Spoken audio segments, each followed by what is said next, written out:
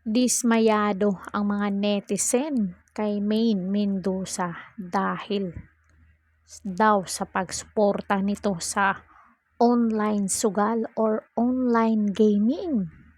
Di natin ikakaila na may iniendorso itong si Maine Mendoza.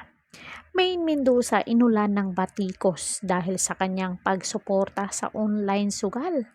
Hindi nakapagpigil ang ilang mga netizen na madismaya dahil sa patuloy na pagsuporta ng television host na si Maine Mendoza sa mga kumpanya na umiingganyo sa mga tao na maglaro ng online sugal.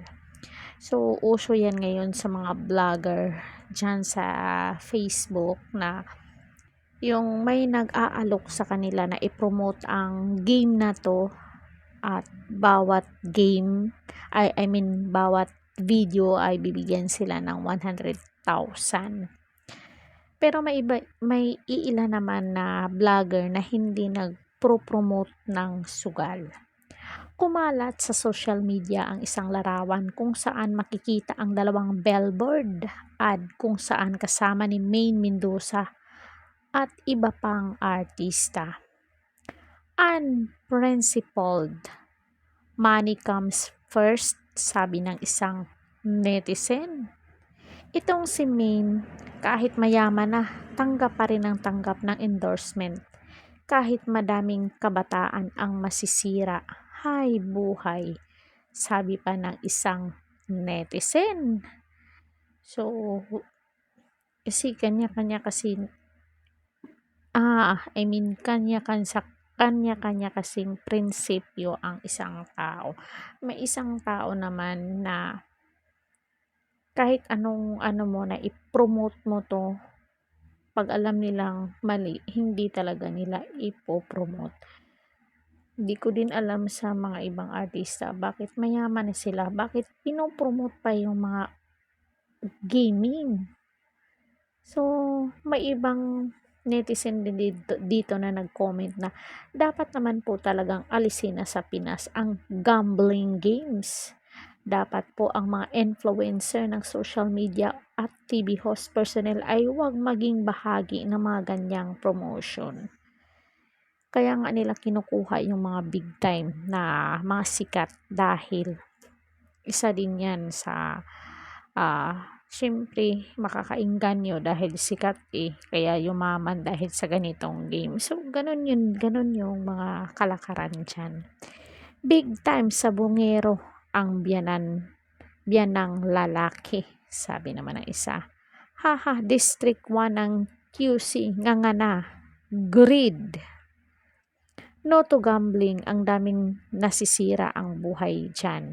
Pag-aaral at pamilya dahil sa cellphone nilang pwede na magsugal.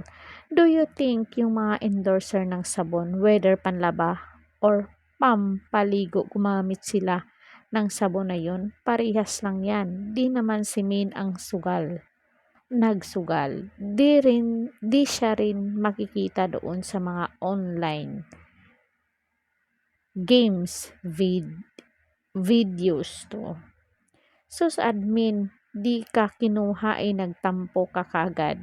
So, may isang may mangilan na nagustuhan yung gawa ni Maine pero mostly talaga ay hindi ay tutol sa pag-endorse ng mga TV personality at mga sa social media influencer. Tama ka, galing sa pamilyang rich yan. Oo nga, bakit OA niya iniendorso ang online sugal? Papareho ka ba ng iba na walang contentment sa pera? Baka sa susunod takbo ka na rin sa politika. Girlfriend ka ba? Akala ko na iiba ka at nirerespeto ka. Hoy gising, walang yumaman sa sugal. Yung nagpapasugal, yun ang yumayaman. Totoo yan. So, anong sa inyo dito, Marites? Sulat nyo dyan sa baba. Kung ano ang reaction nyo dito sa kay May Mendoza. At kung bago pa lang kayo dito sa ating channel, don't forget to like, share, and subscribe. Hit the notification bell para updated kayo lagi dito sa aking channel, Caridad Official TV. Hanggang sa muli, thank you so much.